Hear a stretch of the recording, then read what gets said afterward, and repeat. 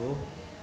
Saya selaku Kecik Kampung Blangkuta, Kecamatan Pedawa, Kabupaten Aceh Timur, selaku tokoh masyarakat di Kecamatan Pedawa, sehubungan telah maraknya wabah virus corona COVID-19, kami menghimbau seluruh masyarakat Kecamatan Pedawa, satu, sebisa mungkin untuk sementara kita berdiam diri di rumah, tidak banyak melakukan kegiatan di luar rumah kecuali bila ada urusan yang sangat penting.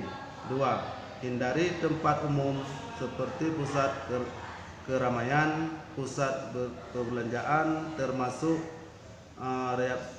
rekreasi. Tiga, usahakan di waktu pagi hari berada di ruang terbuka di bawah sinar matahari. Empat, hindari tempat yang tertutup berlembab atau di ruang AC. 5.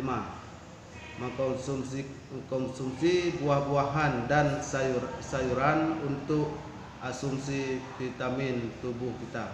6. Selalu bercuci tangan yang bersih dan selalu memakai masker bila berpergian, insya Allah terhindar dari virus corona. Wassalamualaikum warahmatullahi wabarakatuh.